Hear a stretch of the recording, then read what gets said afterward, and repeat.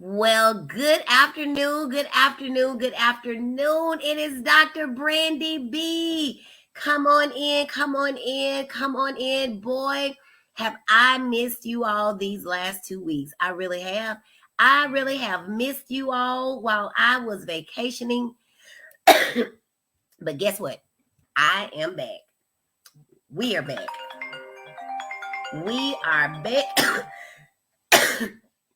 Over here, Focus on It Friday. And I can't stop coughing. And my computer, everything looks like it wants to fall apart, but we will not be outdone today. Come on in. We've got one person here. Tell me who you are. Over at Focus on It Friday. Tell me who is joining us right now. All right, all right, all right. I am here. Are you here? We are here to talk about the adolescent's behavior. Because guess what? We've got 5 people watching. I'm sorry, I'm tardy for my own party. But I'm so glad that you all are here. Miss Amelia, I've been missing you, girl. Where have you been? So glad that you are back. We've got my sister all the way from Nashville, Tennessee, Miss Ernestine Wilson. Thank you for joining us today. Come on in, everybody. We are going to talk about the adolescent this Friday afternoon. Yes, she says she's glad I'm here.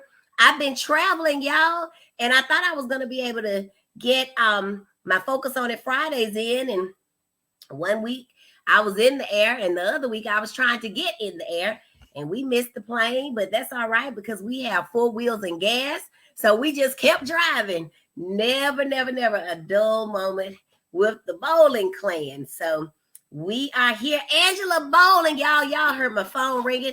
That must have been my sister-in-law saying, are you coming on, y'all? Because when I don't come, y'all call. Y'all are the best, and I appreciate you so very much. My sister-in-law, Erica, says, hello, gorgeous, and the same goes back to you. I am so glad that y'all are here. Go ahead and tag some people. I'm going to do the same thing over on my page. Give me just a second, and then we'll go ahead and get started talking about these adolescents. Does anybody out there have or know an adolescent that is near and dear to them? Adolescence goes over into the young 20s. So I'm sure everybody has an adolescent. And I tell all my friends with grown babies that there is nothing like a grown baby.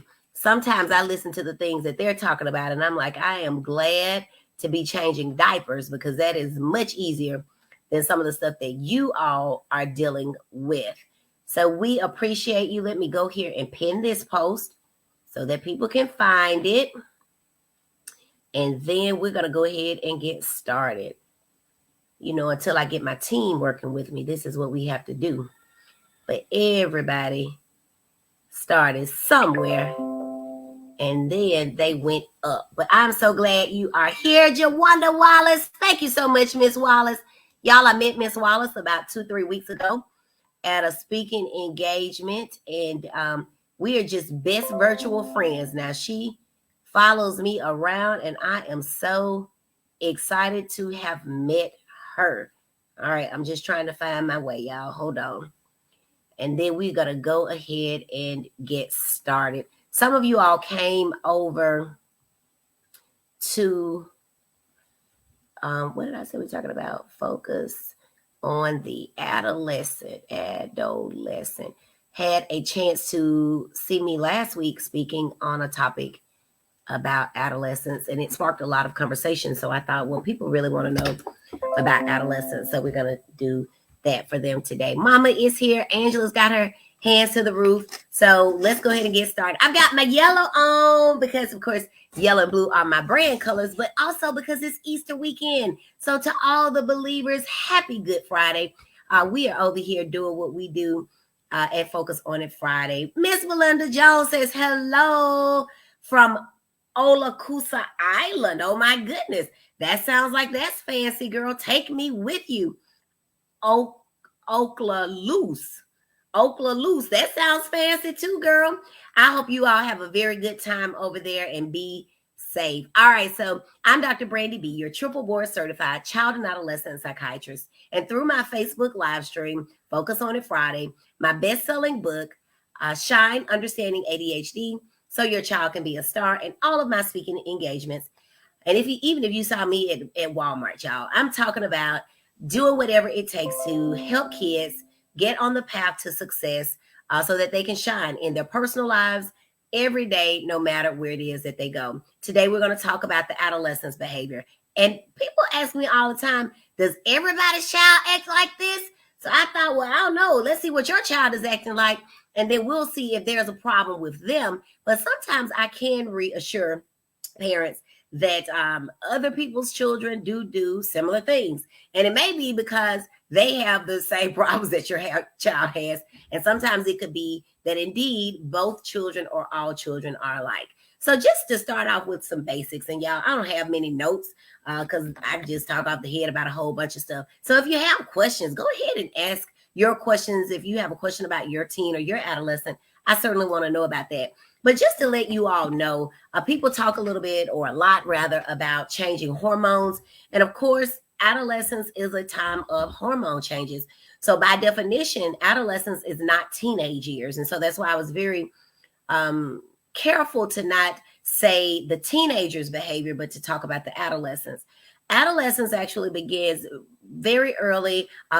Different sites will state different things, but somewhere between 8 and 9 years old, as early as that, and we'll go over into the early 20s. And if you think about what's happening during that time, that's a time of the child, of the human being coming into their own, learning who they are. And to be honest, coming into your own and learning who you are is really something that doesn't stop.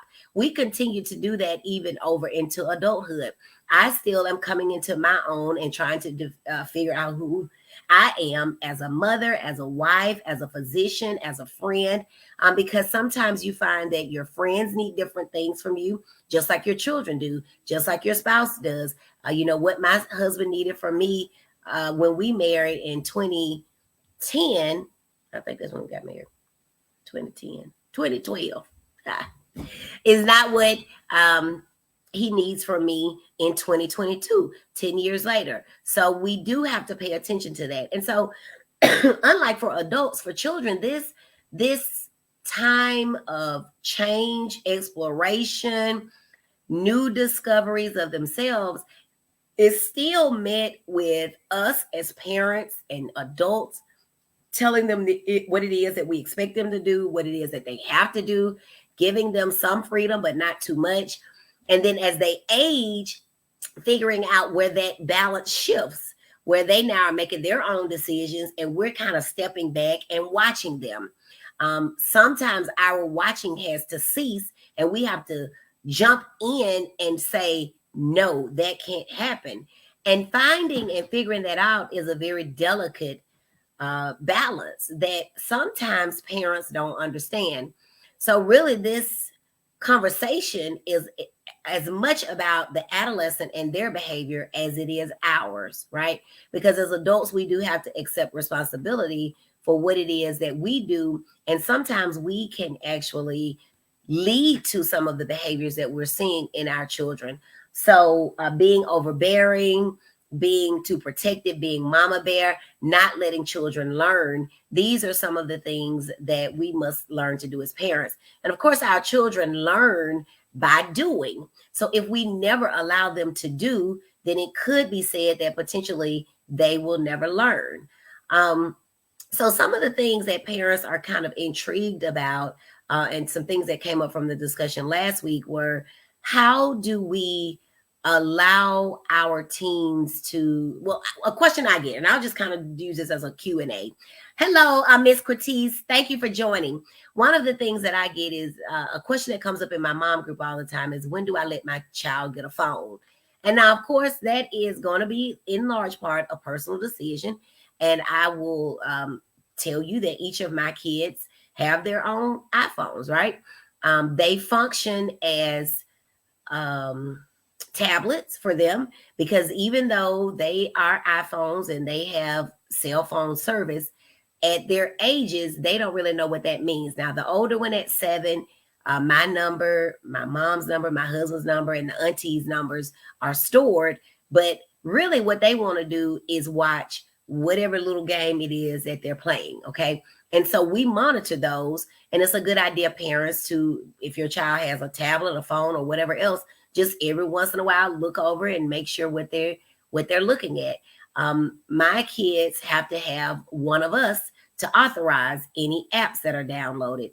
Automatically, if they decide to download one, it comes to our phone for approval. And they don't even know the password to put in it at this age. And so we'll keep it that way until they ask for something different.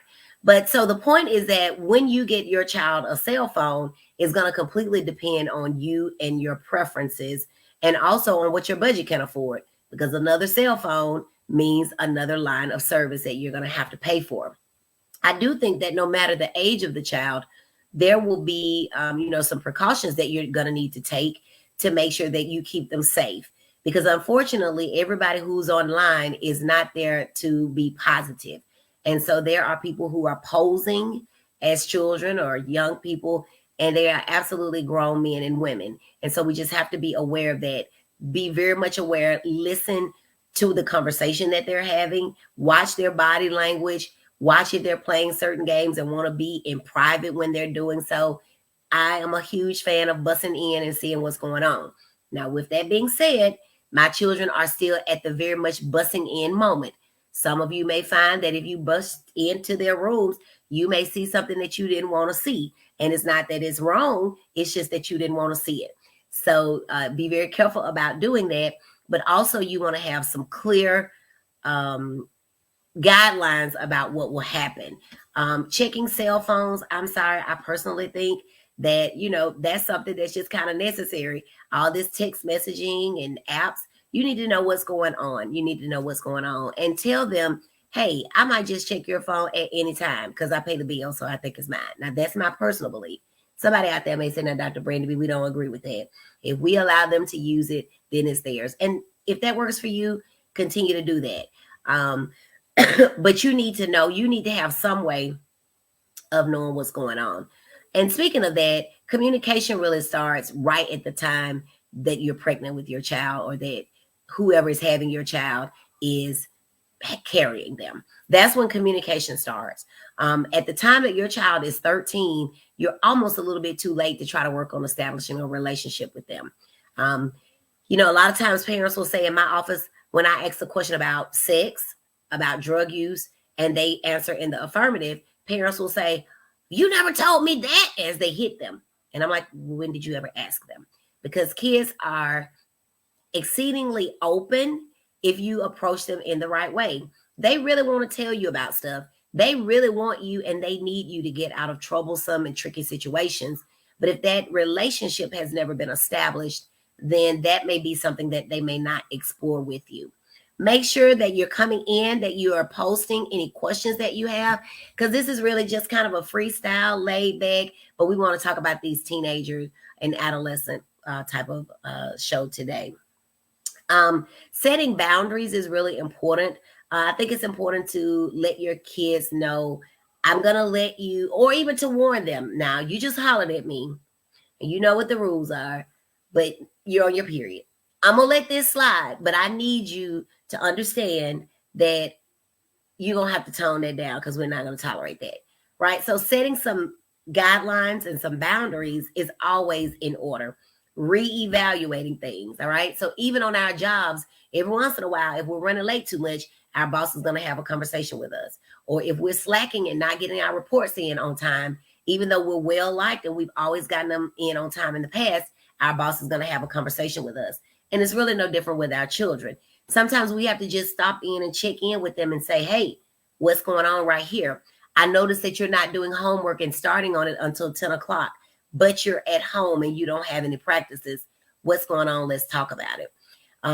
Because with the way that DVRs and all this kind of stuff works, you can roll back anything and pull it back up. So we really need to set those boundaries and go that way. So when do we know? Miss Catrice says, hello. Thank you for joining. So when do we know if our child's mood or our child's anxiety needs to be treated? That's an excellent question.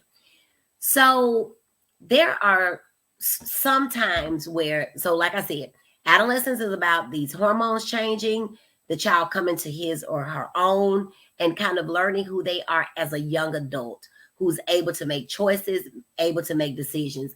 And please, parents, let your child make these decisions and these choices. Let them answer their own questions. I can't tell you how many times I'm in the interview with a child and I'm calling their name. Hey, Anna. And the mama answers, okay, Anna. And the mama answers, okay, Anna. And I'm like, Mama, your name is not Anna. This child right now needs to start answering these questions on their own. I'm not asking like, the any scientific equations.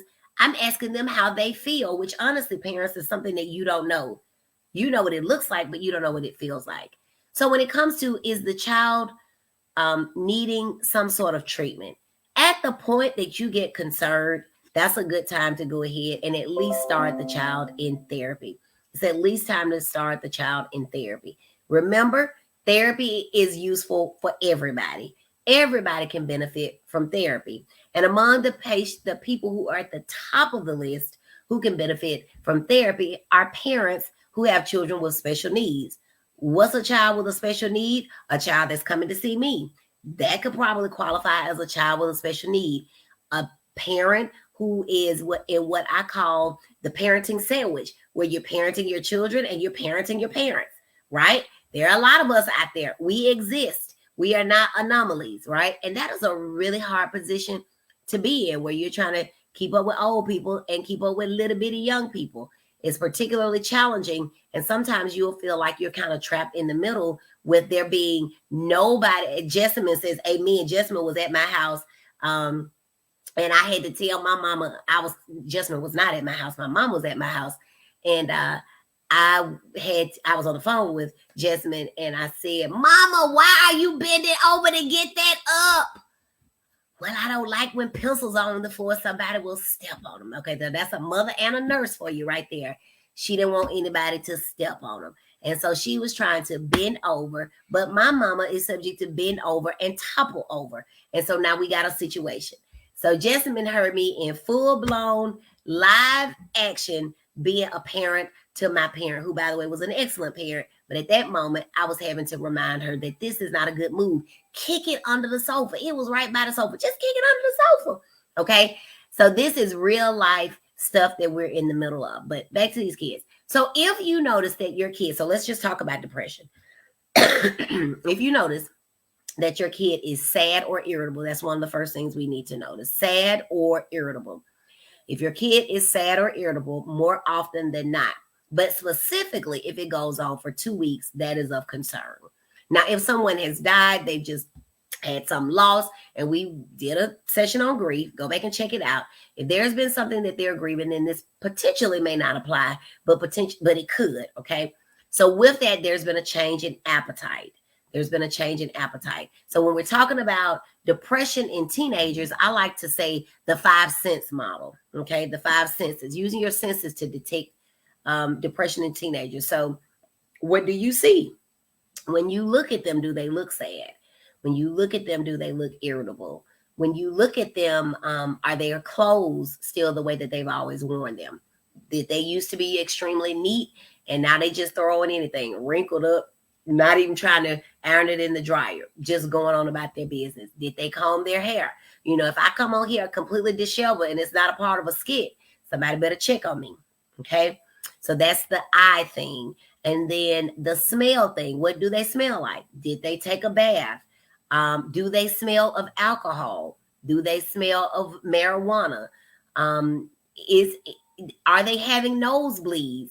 Nosebleeds can be a sign of intranasal or snorting cocaine or some other substance, particularly cocaine, because of what it does to the vessels in the nose. Okay, so you want to be able to smell. You want to be able to touch. Use your sense of touch. Do they still engage with the family? Do they still come out and hang out with the family? If the family had a Friday night outings or Friday night gatherings, are they still interested in doing that? Or Have they distanced themselves from the family and the family touch? Okay. What else we got? Hearing, eavesdropping, right? Who said eavesdropping was not a cool thing to do? As parents, you better be trying to listen to whatever you can listen to, because every once in a while you will hear something that'll make you exceedingly proud, and then sometimes you will hear something that'll make you say, wait 1 minute, I need to go check on that right now. So what are they talking about? Who are they talking to? Is this conversation that they've heard in your home before? Is this conversation that you've ever heard before? Is this somebody's name calling that you've never heard them mention before? And what type of conversation is associated with it? These could be signs that your teen is in trouble. And then the last thing is touch, their appetite. Taste, their appetite. Are they not wanting to eat as much? Are they wanting to eat too much? These are things that could signify that depression is present. So by definition, you have a person who is either, for depression, they themselves endorse low mood or irritability, or you notice it, okay? Plus, their energy is low, don't want to get up, want to just stay in bed. Their concentration can be lower, just not paying attention to things, half-heartedly doing things, and this is out of character for them. So not the child who has ADHD, but this child is actually on top of their work, and now they just sit there. You catch them just twiddling a pencil or chewing on the pencil, and apparently they are spaced out, okay? Their appetite either increase or decrease. So we see all the time on movies, the woman who's depressed and she's got a whole gallon of ice cream and she's just eating it by herself. So you can have a decrease in appetite where you can be hungry, and when food gets in front of you, you're just repulsed by it and you cannot eat. And sometimes even that can lead to weight gain. So you could have an increase in your weight or a decrease in your weight. Feelings of guilt. So a lot of times in young children, you will find that divorces cause them to feel like one way or another they were some way responsible. So make sure you're checking in on your children when you're going through, or even after a divorce is over. They'll say, if I had just not gotten in so much trouble at school, if I didn't have ADHD, daddy left because he didn't believe I had ADHD, and they carry that guilt with them. So you want to get that child in some therapy right away. Feelings of hopelessness. And in fact, hopelessness is one of those questions that I consider to be a pretty significant question, because it can tell me a lot. Because if a person does not have hope, that person may very well think that there's no reason to keep living. So I always want to know about hopelessness, things not getting better, nothing ever changing. And then worthlessness. I'm no good. I can't do things right. I don't do things as well as other people. These are things that I want to know about. Now, when it comes to suicide, I always get this question about the adolescent or even the child who threatens to hurt themselves. I want you to understand that suicidality is actually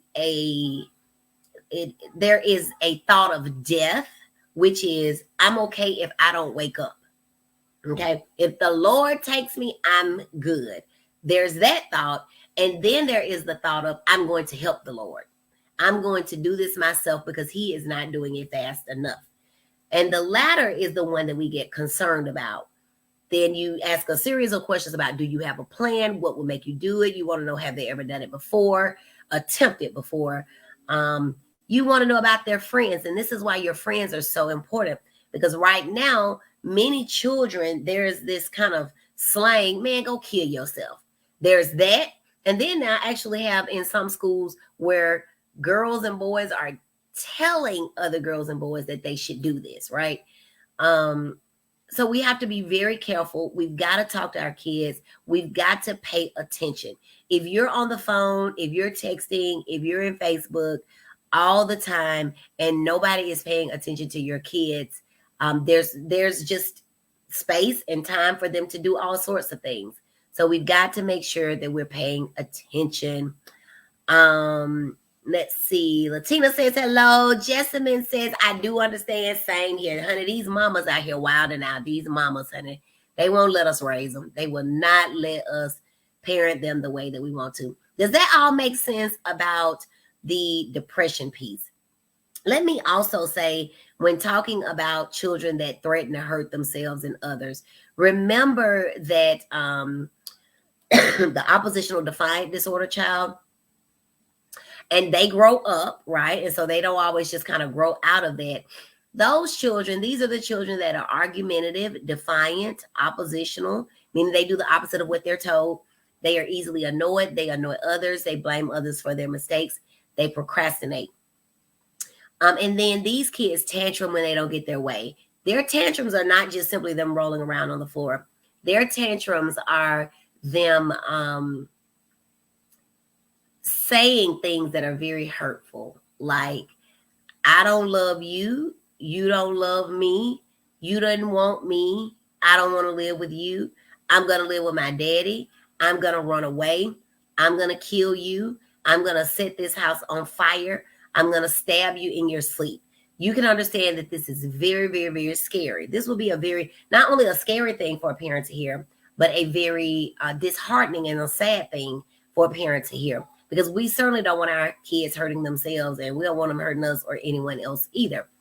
But in that case, with those children, we need to learn to step back and see what caused it. If they only say stuff like that when they are mad, or when something didn't go their way, or when you wouldn't give them something that they requested, then that causes me much less concern than the child who looks sad all the time, stays in the room by themselves, does not come out, is not eating, is picked on at school, mom and daddy got divorced, they think they're ugly, they are overweight, their hair is short, they're not doing well in school. All of those things, plus a kid who says, I'm going to kill myself or kill somebody else, that is very much different from a kid who is living life, jumping with the roses, and then you tell them, come inside and stop playing, and they say, I'm going to kill you. Y'all get the difference, because I know y'all are smart. So that's the difference. So one of those, you just need to watch them, put away the knives, because 9 times out of 10, the child with ODD also has ADHD, and so they're impulsive. So they may, to prove a point to you, come in, get a knife, and just run it in the air. But just at the time that they're doing that, somebody is running by them, and it catches their arm, and now somebody is cut. They had no intention of doing it, but their impulsivity and the anger from their ODD led to that happening. You should have left me in foster care, Miss Terry Bush says. Welcome. Absolutely. All of those things. And even down to adoption. I didn't ask to be adopted, right? And that's a horrible thing, a very hurtful thing for a parent who has adopted a child to hear, because they, in their mind, I have chosen you. You have made our family complete. I have given you nothing but love, yet you still, it's almost like you don't appreciate it, right? But we have to take into consideration children's backgrounds. And a lot of times in children with ODD who behave that way, there's somebody in their home that they watch say things like that, do things very similar, and then they get away with it. They get what they want. And so sometimes this is mimicked, but not all the time. Absolutely not all the time. Latina, cousin Tina says, I know a little girl being bullied at school, and she says that she cuts herself to relieve the pain. What do you suggest her mom needs to do? So absolutely. So cutting is, so when we say cutting, we're usually talking about very superficial cuts that kids will do either right at the wrist, and sometimes they will do them at their thighs, right? They aren't going for anything up here, and they're not very deep. Some kids will carve, is what I like to say, just kind of grind something. I've seen a girl erase a word into her thigh, and so it was basically like a burn. And so when you ask these kids, are you trying to kill yourself? Overwhelmingly, the response is typically no. So they are not trying to kill themselves, and they are usually very adamant in that. And that is the truth. What they normally is doing is like what Latina says here, is to relieve the pain. So oftentimes what they will say is, there is a pain inside that I don't know how to really feel it and make it go away. Because the truth of the matter, guys, is that everything that I do, and pain in general, nobody really knows, right? If you have a heart attack, we understand that there's pain associated with that. If you fall and break your leg and the bone is sticking out of your skin, we know that there is pain associated with that. But in general, people don't understand when you just say, I hurt. I'm sad, so I hurt. People don't understand that.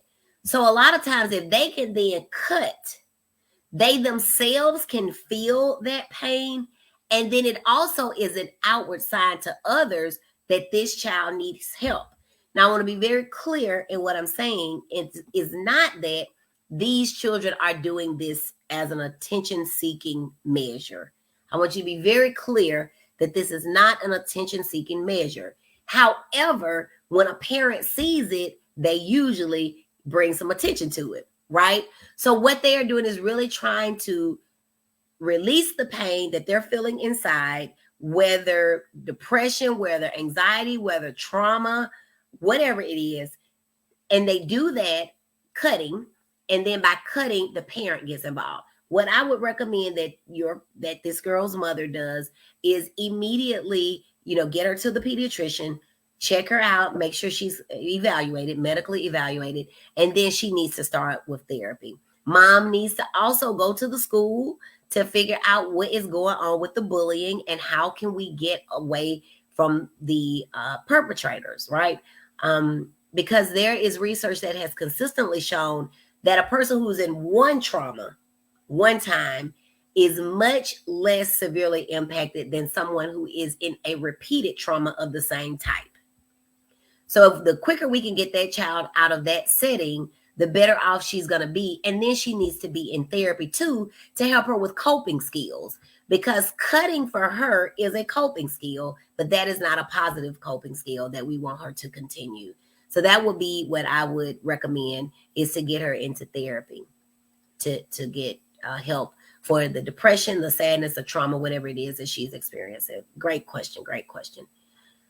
All right. Any other questions? Any other scenarios? So we've talked about depression. Somebody said, how do you approach a 13-year-old with ASD about helping with their schoolwork when they dislike school? So, so one of the acronyms that I came up with last week when we were talking about schoolwork and the child who has challenges, and a challenge and disliking schoolwork in general, let me say this. Children like school. In general, children want to do well in school. And in general, children like doing what it is that we want them to do. So if you have a child who dislikes school, doesn't do what you tell them, or any of a number of things that are unusual about childhood, we need to figure out what is the problem. Why does the child behave this way? And so when it comes to school and challenges in school, I used last week CLASSED, CLASSED, getting classed or getting schooled, if you will. And the C was conflict with peers, conflict with teachers, other psychosocial concerns like bullying, right? I'm not going to want to go to school if I am in constant conflict with my peers, or if I know that this teacher does not like me. And we must not be fooled, because while educators are our friends, educators can certainly be some of the biggest bullies in schools. They can bully each other, and they can certainly bully students. And I see it all the time in the rural parts where I work, where y'all wouldn't ever imagine it, but classism is huge. I can think of one school in particular where I see a number of students, and I've had people that were very poor and people that had a little bit more money that say that your last name and what your parents do is huge. And so if everybody has grown up in that community, here in Birmingham, I went to a school that was not the community that I lived in now, and so would not be the school that my kids go to now. But in some of these small places, everybody grows up together going to the same one or two schools, and your mama went there, your daddy went there, their parents went there, everybody went there. So if your mother messed up and went to jail last night, it's at the school the next day, because that's the news, right? Nobody has anything else more exciting to talk about. And so the teachers make that differentiation with the students. So that's your C, your your conflict with your teachers, your conflict with your peers, and certainly bullying falls under that. Miss Terry Wright Bush is a retired teacher and assistant principal. We certainly thank her for her time, and I'm sure she could tell you some stories about real life stuff that happened with teachers against students. And we know it happens, but y'all know if you're new to the show, don't say this lady hate teachers. Absolutely not. You know that is absolutely not the truth. You better go check out some of my videos. I am teachers' biggest champion, but I also know that teachers are human beings, right? I know that teachers are human beings. And you just never know what's traumatic to a child. Let me give you an example. At one school where my children were attending, we had a lady at the front desk, and I could tell she was a little bit challenged. She told me that we were all paid up on tuition. And because I'm not above forgetting to pay somebody. I got the money, but I will forget, okay? And so I had checked, and she told me we're all paid up. Well, some kind of way we were not. And I don't keep up with stuff. I just pay it if you tell me I owe it. So we were not. And my child's name ended up on a board. Okay, now these are babies. So he couldn't read it, and neither could any of the others because this was daycare. But nonetheless, a note went out that said the children whose tuition was not paid, their name was written on a board. And I called that place and I said, you will not have my child's name on a board. You will not embarrass my child for something that I did or didn't do, because the first thing is that just yesterday, your staff told me I was paid up. I came in there prepared to pay. So you understand that while it is in some ways a tactic to get, so to say to the child, mama, pay, bring me my pencils and my school supplies, because if not, my name is going to go on the board.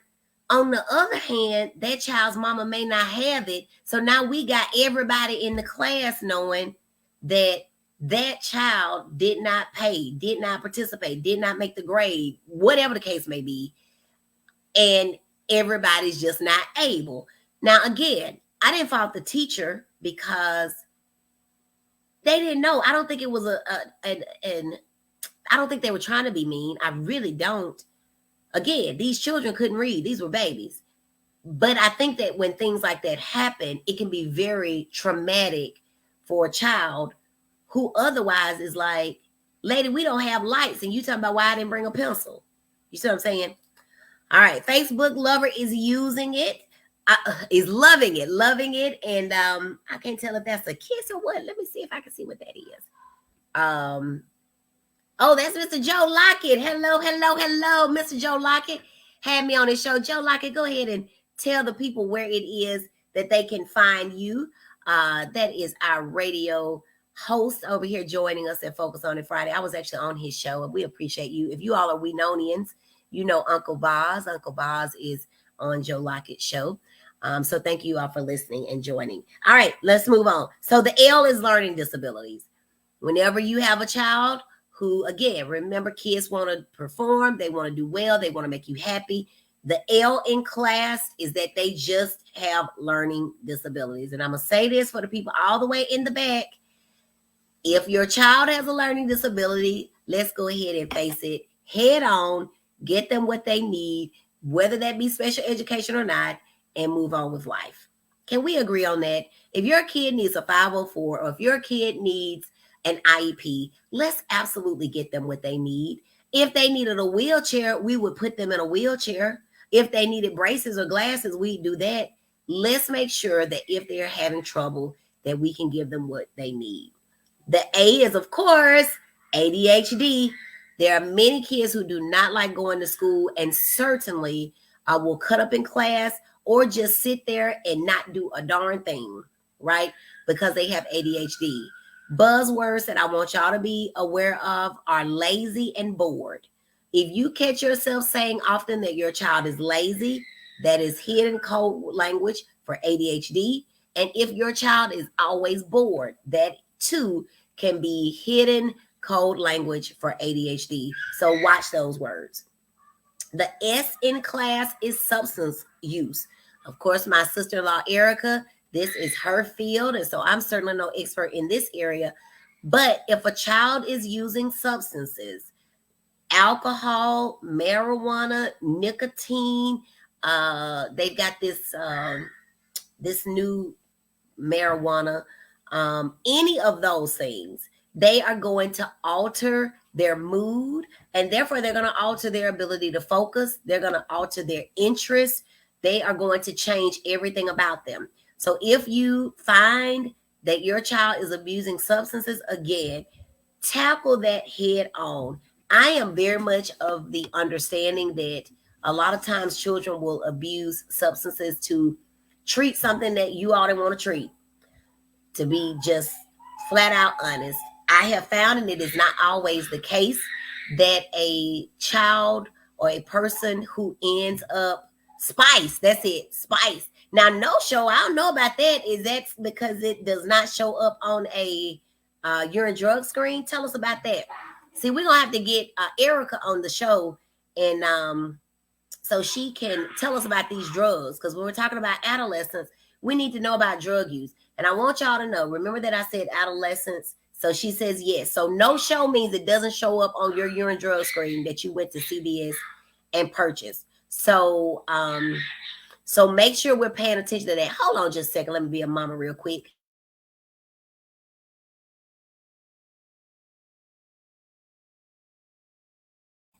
I'm sorry, we've never had to do that before, but over here at Focus on It Friday, they know that I'm talking to my friends around the world, and they're over here cutting up, making all that noise. So we've got to not ever think that our kids are above doing anything. We like to think that we really know them, but we've got to watch their company. We've got to teach them about drugs. We've got to teach them to just say no. All right. Erica says that can be very dangerous. Absolutely. I don't know if people huff and puff as much now, like aerosols and the things that clean off your computer keyboard, but that stuff literally turns your brain into looking like Swiss cheese. And so I had to go, because I don't eat cheese, I had to actually look up Swiss cheese. Swiss cheese just has holes all over it. And so I once saw a 30-something-year-old man who appeared to have dementia and was in a long-term care facility. He would never do anything for himself again because of inhaling. Okay, we call those inhalants. And this spice stuff is very dangerous, y'all. It kills people. So when people say, "Oh, it's just a little marijuana," I stop people right then, because at one of the facilities where I work, it is just adolescents who use drugs. And they have some other issues, but they're adolescent girls. And I'm going to tell y'all this, 8 years old is the age of first use that I commonly hear. 8 years old, y'all. That's like third grade. The next age that I commonly hear is 11. 11, y'all, that's fifth and sixth grade. Who is it?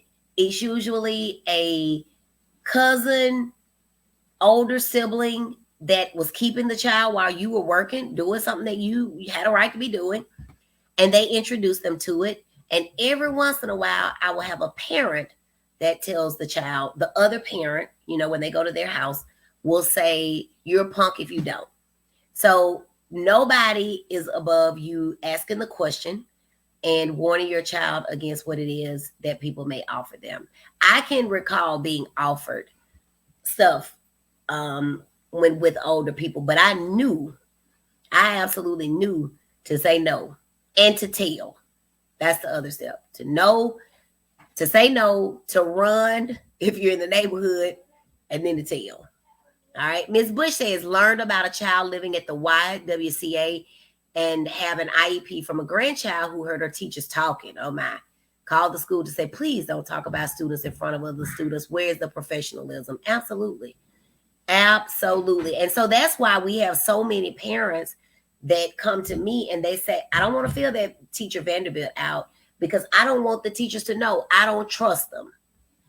And I don't know, Ms. Bush, do teachers have a HIPAA equivalent? I'm pretty sure there is some HIPAA equivalent. But I would agree. Sometimes this type of information gets out And really, it has nothing to do about how embarrassing it is.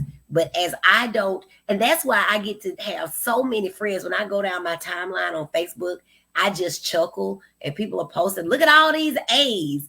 And I'm like, oh my goodness, look at what a role I played. Because I'm seeing quite a few people and they'll never know it.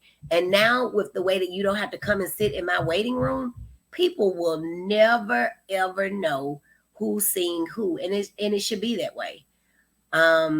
Vaping is huge, Wanda. Huge. Oh my goodness. Vaping is huge. And when kids and adults start saying stuff like, well, doesn't everybody do it?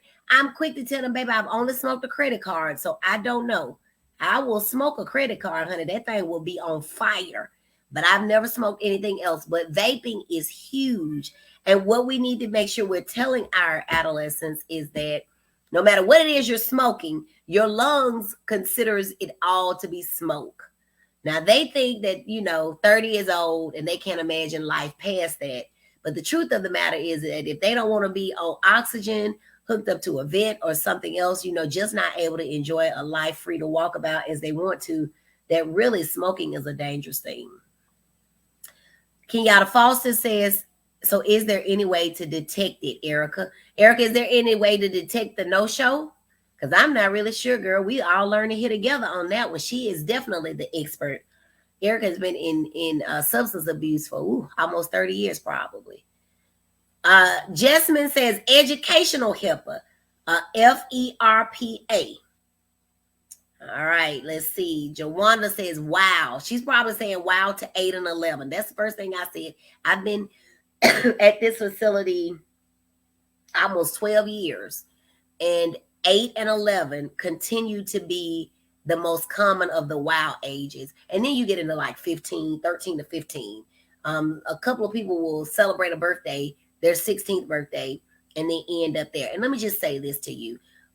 When you talk about substance abuse and it just being marijuana, just marijuana, we have more kids that are at this facility on just marijuana than anything else, right? Because marijuana is still an addictive and abusable agent.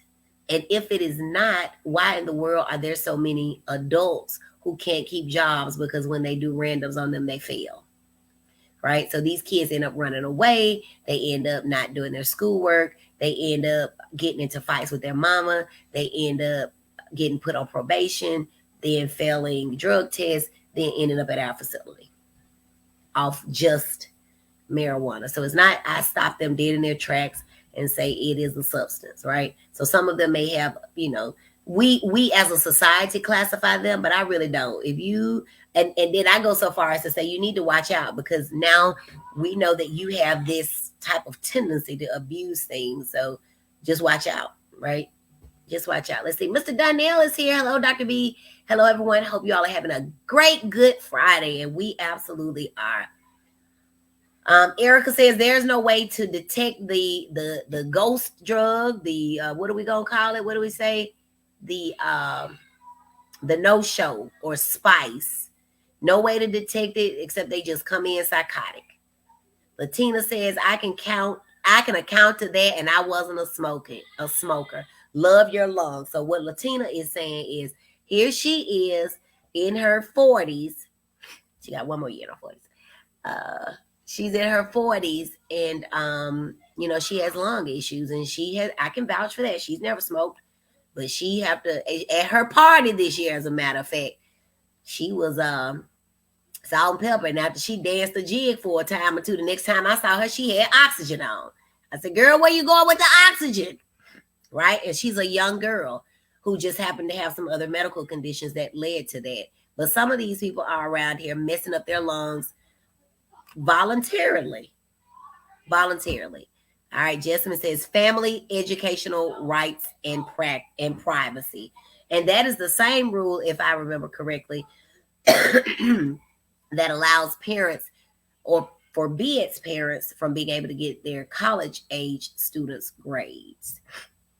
But if my students and my children know, like I know, they'll show them to me and let you have mess with them. Hello, Miss Stephanie Perry. So glad you're here. All right, y'all. What else we want to talk about? So, I got to finish my acronym. Sleep. Sleep, sleep, sleep, sleep, sleep. Parents underestimate the power of sleep. If you're not sleeping, you can't focus. If you're not sleeping, you'll look anxious. If you're not sleeping, you'll look sad. You'll be falling asleep in class. Sleep is huge. So we've got to sleep. So what we're talking about is the reason that kids may be struggling in class. And we're using the word classed. C is for conflict with peers. C, conflict with teachers, bullying, any of that. L is for learning disabilities, particularly those in math and reading. And by the way, dyslexia is not really a medical term. It is a reading disorder. So if you see reading disorder, don't say, my child ain't got no reading disorder, they got dyslexia. Dyslexia is really officially a reading disorder. The A is ADHD. The first S is substance use. And we really are going to I'll see when I can get with Erica so we can tease out this substance use thing, because it's a big deal, y'all, when these kids really do start early abusing and using substances. Sleep is the next thing. We must sleep. A lot of people will say, and we actually, if you have questions about sleep, there is a whole topic that I did. It's probably been a year ago about sleep. And I think I talk about the things you can use. That's one of the few times I talk about medications. But melatonin is over the counter, Benadryl, and then anything Unisom or anything that you buy over the counter only has melatonin or diphenhydramine or a lookalike of diphenhydramine in it. Otherwise, it's not over the counter. It is a prescription. All right. Melatonin is found directly in our brains. It is what comes out to play when the sun goes down. An old man said to me yesterday, a grandparent, he said, I don't fool with those melatonin gummies. I said, oh, well, why not? Because of some stuff I read. I said, well, tell me, what did you read? Because I've not read it and I want to know. Well, I can't exactly tell you, but I just didn't like it.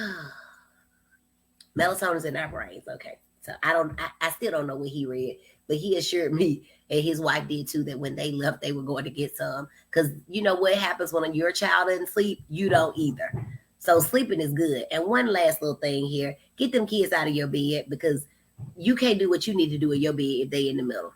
Okay, moving on. Excessive anxiety. So kids can be extremely anxiety. Anxiety, of course, is the number one mental illness in the country, y'all. So half of y'all, a fourth of y'all on this call right now suffer from anxiety. So we want to make sure that we're not ruling that out. So it could be the trauma-based anxiety. And then really anxiety is, I don't know why I'm anxious. Talked to a little girl this morning and she said, I don't know why I feel this way, but I do. My stomach has butterflies. So when you have GI symptoms, that is oftentimes how anxiety will present, right? So you'll get these, they scared the shit out of me. All right. Literally, you got scared. Your GI system did what it did. It expelled the stuff that was within. I get butterflies in my stomach. Okay. That's a GI symptom. So we all will say that, girl, he had gave me the bubble guts because you got so nervous that you had this GI symptom. So watch out for that. If your kid only has bubble guts, butterflies, pooping on themselves on the way to school, and you don't have any other problems out of them with that symptom during the week, that may be a sign that there's something going on at school. Then you go back down your list. Is it the bullying? Is it something with learning? Is it ADHD so they can't focus? Or do they have a real anxiety disorder because they really didn't prepare for a test? They studied the best that they knew or didn't study at all, failed the test. And now every time they get ready to take that test, they find themselves in this cycle of, I'm going to fail. I'm going to fail. So they do, or they don't. We don't know. All right. Also, when it comes to ADHD, there are kind of three ways that ADHD and anxiety can kind of coincide. Some children will have ADHD and anxiety. Some children will have ADHD that leads to anxiety, and that could be the case I just gave, where they weren't focusing, and so they didn't do well, and so now they always worry that they won't do well. And then some kids have hyperactive symptoms like twirling their hair, twirling the knees in their pants, bouncing their legs, always moving, chewing on their nails. So these are really parts of symptoms of hyperactivity that to the untrained eye or to the person who doesn't know to listen to all the other symptoms, they will say when they come into me, I'm coming in for anxiety, right? So keep those 3 different presentations in mind. So excessive anxiety. And then the D is depression, and not reducing distractions. So you want to check for depression and you want to reduce distractions that are associated with ADHD. And really, you don't have to have ADHD to get distracted. The truth of the matter is that if I don't really want to do something like file these taxes, I'm going to just keep getting distracted. I got Focus on it Friday to do. I got to sign these orders from a month ago. I got to, watch this grass grow. I got to cook. And if you know me, you know I don't cook. So if I tell you I'm going to cook to avoid doing my taxes, then just know that's a distraction. So sometimes we can choose to be distracted or allow ourselves to be distracted just because it's something that's not as appealing for us to do. All right. So hopefully that was helpful. Oh Lord, it's 1:15. I think we've gone about an hour. I still have more on adolescence. Was this helpful for y'all? Let's see. Erica says it's also called foo-foo, which is simply potpourri that you use in your house with some additives. Who knew? The Tall Cap says Stop is a good resource on YouTube for some things to look for in adolescence, such as graphic tees or how to hide drugs. And listen, Erica, the drug culture is something special because guess what? I said the other day when I was there, I said to the person, well, let's shake and bake. When I was getting ready to get started, I introduced myself. I said, I'm Dr. Rudolph Bolin. I said, well, all right, girl, let's shake and bake. And the counselor said, we don't say that. And I was like, what's wrong? Because I'm thinking Talladega Night, shake and bake. She was like, with meth, you put it in a Mountain Dew bottle and you shake it. I was like, oh, Lord. So then another girl said, well, we don't talk about that. I said, well, we don't talk about Bruno? And she was looking at me and I was looking at her and I was like, So y'all know what we don't talk about Bruno is from the movie Encanto. So I said to the therapist, y'all don't watch cartoons? And she said, oh, no, we don't watch cartoons. Because when you're high, watching cartoons is so much more fun. It's funnier. And I'm like, okay. I was like, girl, I ain't around no joke. Like, for real, being around them, I learned so much. And I tell them that. And let me tell y'all this. And then I'm going to let y'all go. I have asked some of those girls over the years, what could your parents have done to have kept you or prevented you from getting on drugs? And overwhelmingly, what these young ladies say to me is, and this is over 12 years, they say, if they had known my friends. If they had known my friends. Or what one girl told me this week was, if they had not let me live with my boyfriend. Okay, now, my boyfriend didn't even spend the night at my house, so I don't know how that was happening. But it comes down to friends. And it comes back to what I always say as parents. When it comes to adolescence, some of you all may be there where your children are adolescents. Miss Jawanda says that's an aha moment. Absolutely, aha. Some of you all have adolescents. Some of you all have children who have passed adolescence. Some of you all are doing it again after many years. And then some of you all are like me. I'm not there yet. But no matter what age your child is, I mean, even my mama right now parents me, even though I'm parenting her, right? She still will call me and say, did you remember this? I had to cancel my doctor's appointment last week because we were traveling. Did you remember to reschedule it? Mama, please call him and reschedule him. I'm trying to see patients over here. But that's what a parent does. Until one of you all dies, a parent is going to parent. And so it's a really an active sport. And so if you need your village, get your village involved. It's no secret that my husband and I have a whole lot of people, aunties and grandparents, and everybody is involved because these kids want to be monitored. They want to have discipline. They want to have barriers, and I'm going to just say this. This, like I said, this was random today, but I can talk about anything for any length of time. But while you're making sure that you are giving love and you're monitoring and you're watching their friends, make sure that you speak positively to them first. There's a thing called a feedback sandwich, and I try to use it whenever possible, where your bread is positive and then your meat is the negative. You did a really good job behaving today, but I want you to do this better next time. But you did a really good job overall. I can't tell you when parents come into meetings and I say, all right, how'd it go since our last visit? Horrible. I'm like, oh my God, I didn't do nothing right the last time. Still having tantrums. Oh my goodness. But we only have one a week instead of one a day. Why didn't we start out with that first? Let's start off with the fact that we're down to only one a week instead of one every day. Can you imagine what that does to a child's ego to hear that positive first, than to come in with horrible? Because I'm feeling bad. Like, no, I do my job. But I'm like, this child been having tantrums one day a week for 7 years. You met me 1 month ago, and we're down to one tantrum every week. But you're still saying horrible. So we do, like Miss Kenyatta says, adolescence is a very challenging parenting stage. We got to stay close to God. We got to get us some mommy friends. I love my mommy friends because most of us in my little group, we are advanced aged mothers. So ain't nobody in there. There's not many 20-year-olds in there. We're all professionals. Most of us have husbands.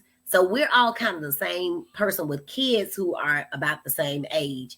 And so now we've just turned into talking about whatever. And every once in a while, somebody will ask a parenting question. But for the most part, we figured it out right now. And I imagine that as our kids start nearing 8, 9, and 10, we may start the conversations back up with that again. But it's really, really, really, Miss Joanna says we should chew on our words before we spew them. We absolutely should. This was the same granddaddy who said, I don't like them gummies. So he just old. And, but we have grandparents that are raising kids, 70, 60, 70, 80-year-old people who are raising kids in a world that is very different from when they raised theirs. The 70s and 80s is completely different. There would have been no way in the world I would have been looking at a phone because there was no way that a phone was traveling with us. So asking your mom and people who raised kids 30 years ago, when would you get your kid a phone? They may not even have a cell phone. So you just have to really be careful about where you get your information from, where you get your advice from. Google is an amazing source. Had a mom come in this week. She Googled some stuff and then started her kid on medicine, and the kid was looking distraught. I mean, Google doesn't substitute for a real life Dr. Brandy B. And y'all know that. That's why y'all come.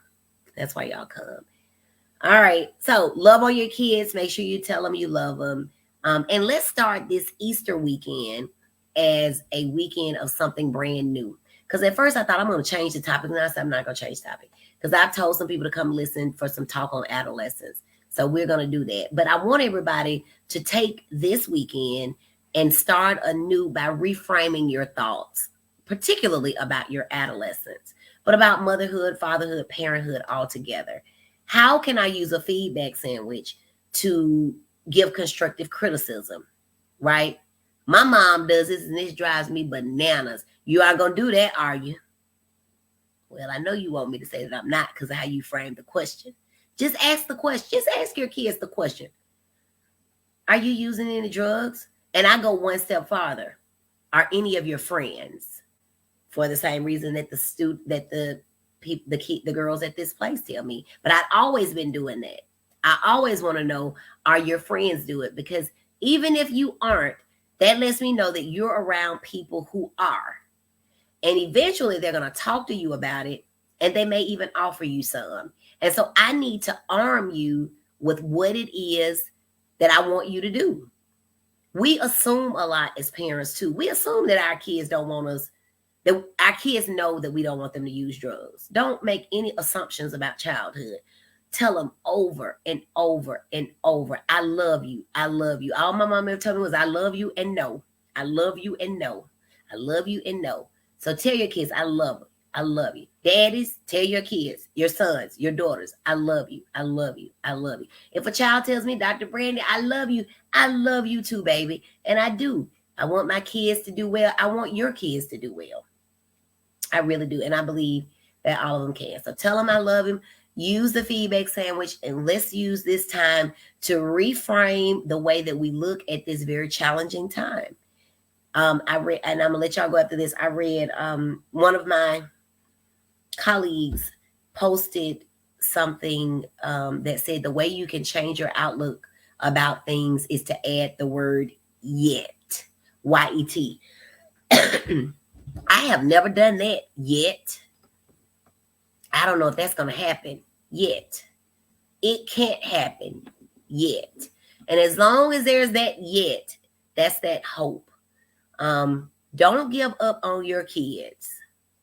I tell parents all the time, if you hang with me, I'll hang with you unless I have to fire you. And I don't have to do that often, but I will. But the people that I fire are people, like I told the lady earlier this week, if you ain't started the medicine, don't come see me. I mean, it's not meant to be ugly. It's just that that's what I do. My ministry is through medicine. Now, I also talk. I have an amazing ministry through talking. But what I went and paid somebody to teach me how to do was to prescribe medicine. And so catch me on Focus on it Friday if you just want to hear me talking. But over here, somebody needs this spot. So make sure that you are following the orders. Get somebody who believes in your kid to be their doctor. Get somebody who believes in you and who can pump you up. Because as Miss Kenyatta says, this is it can be a long, lonely road. So make sure that you get your tribe. All right. I hope y'all have an amazing, amazing Easter weekend. Watch out for COVID because unfortunately it's still out there lurking. So choose your crowds wisely. Wear your masks when you feel like it is appropriate. Get your shots. Do all that stuff. And we are finally out of the house a little bit. So if y'all are mingling with folks, enjoy the little ham, chicken, whatever it is. Do so safely. Don't eat too much so you won't be sick on Monday. You trying to be talking about, that must be what Dr. Brandy B was talking about. My bubbles are gupping. No, that ain't what I was talking about. You just ate too much. All right, let's see what else we got. Miss Bush says, see the glass as half full instead of half empty. That's my thing. I talk about that all the time, Miss Bush. Let's stay positive and prayerful and watch the power flow. Oh, Lord, y'all gonna take me to church. Miss Jawanda says, thank you, Dr. Brandy. Continue to shine. And I thank y'all. I'm telling y'all, I met Miss Jawanda. Let me tell y'all, I'm gonna get out of here for real, but I want to tell y'all, Miss Jawanda goes to a church that's called, and I hope I don't mess up the name, but I know little is in the word, but it's Little Primitive Baptist Church. And Dr. Rosalind Morgan invited me to speak. And she said, I thought she said, we just a little old church. And she may have said that, but when I got the name of it, I saw that little was in the name. And y'all, I was so blessed. And let me tell y'all, I've done a whole lot of speaking, but that was one of the largest orders of books that I received from a speaking engagement from that little bitty church. So never rule anybody out because you never would know where your blessing is. And I just go where God tells me to go. I just go. And I had such a good time now. I've made me a virtual friend. One day we're going to meet in real life, Miss Jawanda. We're going to do lunch. It's on me. Everybody say, well, I want to meet you too. I'm going to do something for all of y'all. I just got to get my nerves up. COVID is real, y'all. We're going to do virtual lunch. Maybe we'll do that sometime. Anyway, let me get back to what I'm saying. Latina says, I love all of you. Have a happy Easter. Miss Wanda says, thank you, Dr. B. Miss Kenyatta says, yes, thank you so much. Very informative. Jessamine says, as always, thank you. Always informative. That's my high school classmate, y'all. We go way back. way back. And Joanna says, to God be the glory. Absolutely. I was blessed. And y'all, the church is little. It's a little bit little, but that's all right. Because I know, let me tell y'all, when I took the books, I signed them, and I took the books, and the pastor was on the call. And I said, y'all got any more questions? Because I'm 300 an hour now. We run over. The pastor said, get this lady off the phone. I thought that was so cute. But when I walked in, now all he saw was me up. You know, I walk in with a mask on and a box. And the pastor says, that must be Dr. Brandy. Y'all, that just warmed my heart. I was like, I hadn't even said a word because my voice is quite distinct, except for my mom. She sounds like me. I sound like her. But that just warmed my heart. I had such a good time coming to their church. So if you need me to come to your church, your event, I speak. And I have started asking for a fee, because guess what? If you want to see me or hear me for free, I do it every week over here. If you want me to say something special and unique to you and your group, I've started saying, hey, I'm worth it. Give me a donut or something. I got 3 kids. Y'all know that.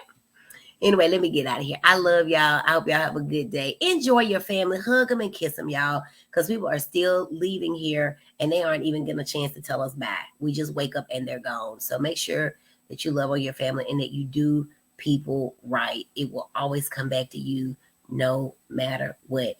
I'm Dr. Brandy B, triple board certified child and adolescent psychiatrist. And through my Facebook live stream, Focus on It Friday, I help moms, dads, boys, girls, teachers, educators, preachers, and everybody in between get all that they need. I'm about ADHD, about mental health, and about life, so that they can help their children be successful in the classroom and in life. Please follow me at Dr. Brandy B on Facebook and all social media. No, that is not me that is contacting you, asking you, hello, how you doing? Okay, especially if I have your text or your cell phone number. But I do love every one of you, and I appreciate you all for hanging out with me. I will see you next Friday, same place, 12 noon Central Standard Time. Make sure you share the video. Tell a friend about me and my videos. And we'll be certain that we'll get them connected as well. Hope y'all enjoyed. See you next week. Bye.